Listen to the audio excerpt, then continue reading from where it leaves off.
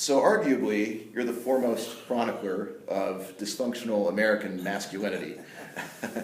And I think that that's a bigger subject than one person can handle. but you've turned that dysfunction into a highly functional, highly personal artistry, I would say. And obviously your perspective and your insights are masculine, and hence your mostly male protagonists. How do you see the male struggle as distinct from the female? That's a good question. I haven't been asked it before. I think I've only done one film in which I tried to get a female perspective, and that was Patty Hearst, and I don't even know if I succeeded at that point. In Cat People, Natasha Kinski was the lead, but it was a very much a male gaze kind of film.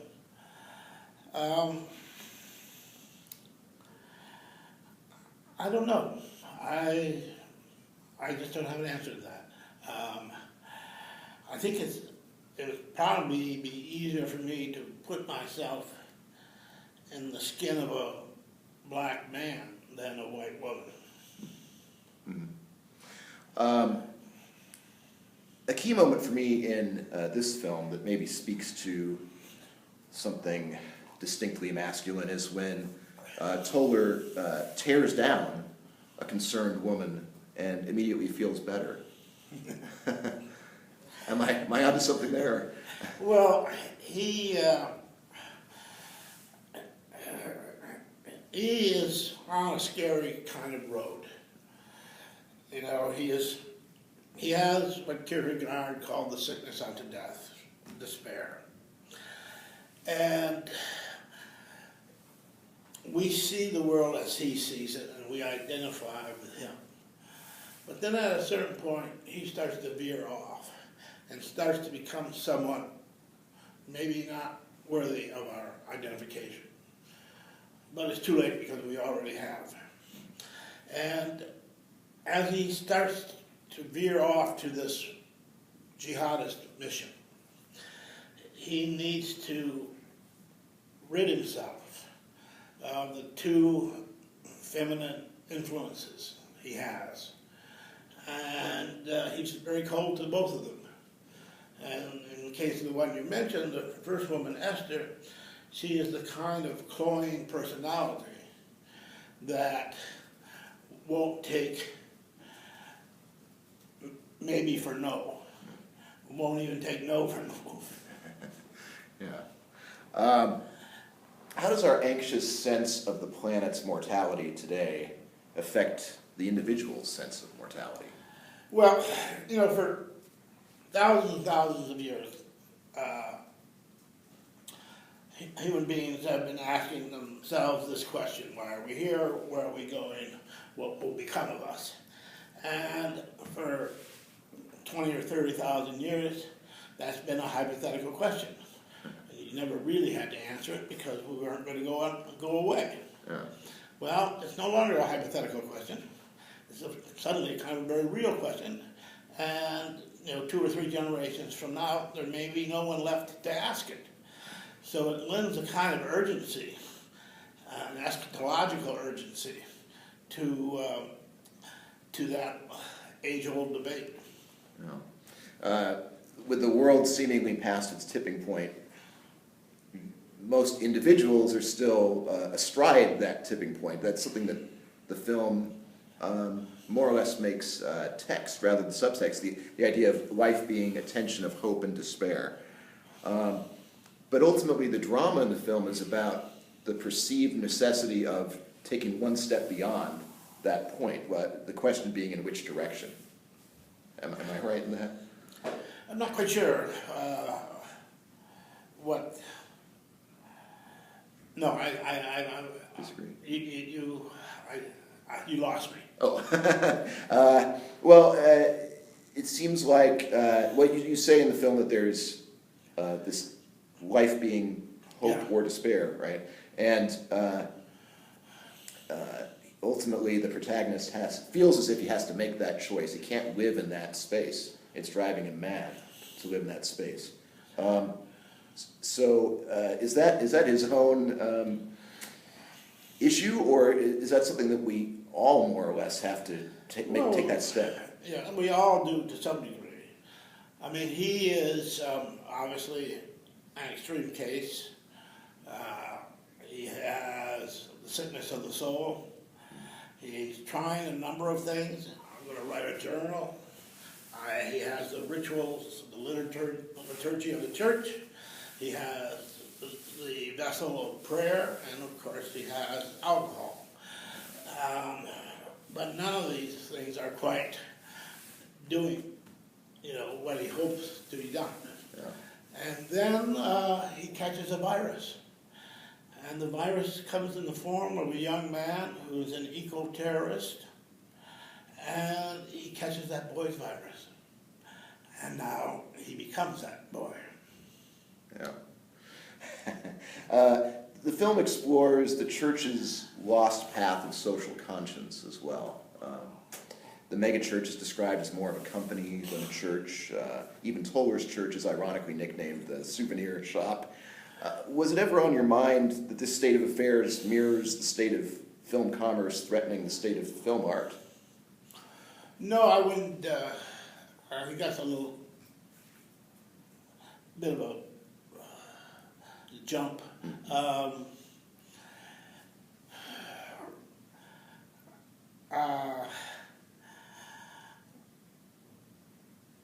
Church, there is, I see what you're getting at. There is a church business going on, a very lucrative one, but then of course there always has been lucrative church business. Yeah.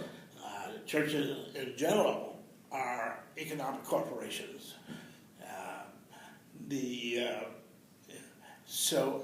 And so are motion pictures. So, but sorry, I'm not being of much help. No, that's all right. At a crucial moment in the film, Toller leans into his suffering, and I wonder how you saw that moment. If he's trying to kill one pain with another, if he's trying to be closer to Christ, that's something that's intimated that he lives in the garden, or maybe he's trying to be on the cross in this moment. Can you talk a bit about that? What do you mean when you say he leans into his suffering? Well, I try to avoid a spoiler, but when he sort of embraces the crown of thorns, so to speak. Well, he has this purifying mission, jihadist mission, and he cannot accomplish it. He had a son, and his son died. He was given a surrogate son. That son killed himself. Now there is the son of the surrogate son in the stomach of this girl, and that's one death too many for him. So he must turn that deviant mission of jihadism into self-sacrifice. And that, as the Bible says, Lord, please take this cup away from me in the Garden of Gethsemane. And told her, yes, is always in the garden. So he takes the cup of Drano and prepares to drink that cup.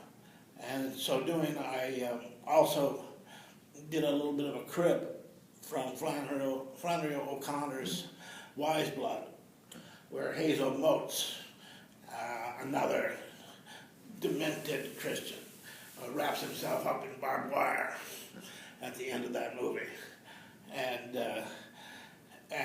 So that's a little bit of an homage too. Can you talk a bit about the design and execution of the transcendental sequence, for lack of a better term? Well, I knew at the end of the film I was going to have to leave the earthly plane. And I wanted to foreshadow that. And so I was thinking about it when I was writing, and I quite literally thought to myself, well, what would Tarkovsky do? And I said, well, Tarkovsky would have them levitate. I mean, that was Tarkovsky's go-to position. You get two people in a horizontal pose, and they start levitating. And so that's where the idea came from. And but then this levitation begins as an Edenic experience. But his mind is so dire that he turns this Edenic experience. It's like he goes through the 3 panels of Bosch's Earthly Delights. He goes from Eden to the present day to the afterworld. Yeah, it's interesting that you kind of married that to the end of the film too, and it does again have that tension in the living moment between hope and despair, because he's embracing, in the act of embracing, he's intensifying his own pain. He is wrapped in barbed wire, embracing a pregnant girl, while the girl who loves him thinks about everlasting arms. Yeah. It is a little perverse. Yeah. Was it an epiphany for you to remove the epilogue from your structure? You've talked about finding a kind of structure that you are comfortable with in storytelling, and it ending with a kind of epilogue. And here we're sort of, there's a withholding of that. That's part of the spiritual film, I guess. Well, I mean, there is an epilogue, I think. I mean, it's a question of whether you think, what do you think? What happens at the end of this film? Well, it seems as if maybe in a conventional story you would get a little bit of what happens next here, or sort of an answer to a resolution that it's more definitive, I guess. Yeah, what if the movie ends and he's on all fours, puking out his stomach, and has a vision, an ecstatic vision, and in this vision she appears to him? Yeah. Also interesting. So, just before watching this film, as it happens, I listened again to your commentary on Hardcore, in which, in part, you torture yourself about the static camera. And of course, this film embraces the static as an element of this transcendental style. And of course, you also adopt the Academy ratio, which is, I think, a great choice, which marries your film to the likes of Bresson and Dreyer. And Ida is where the idea came from. You literally wrote the book on this style, and it's about to be reissued. Can you talk about the choice to adopt it at last and the impact that it has on the viewer? Yeah, I never thought I would.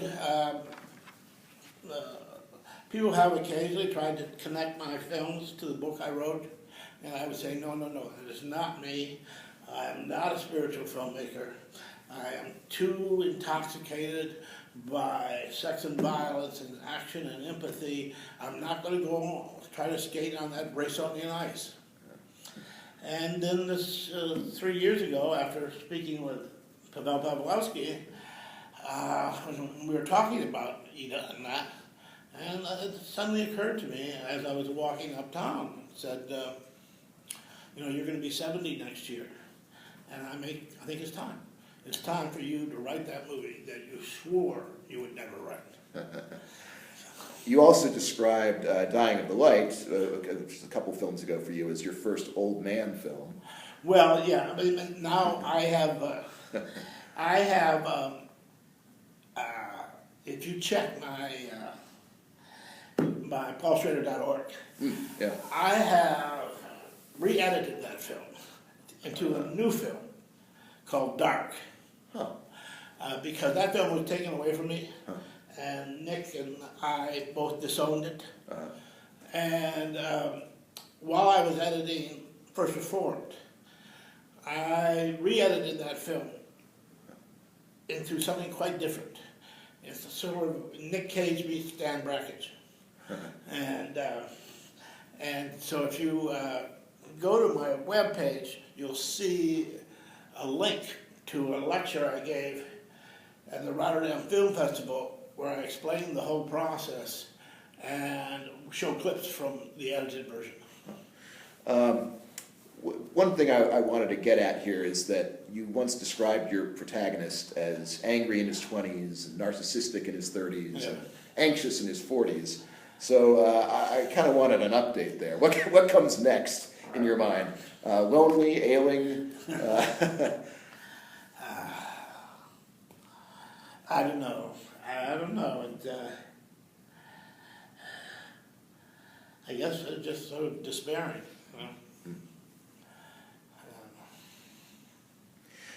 Do you journal? It's an important element here. It was in White Sleeper and so on. No, I don't. I wish I had. I haven't saved much from my life. I've thrown it all out like a greasy wrapper out the window.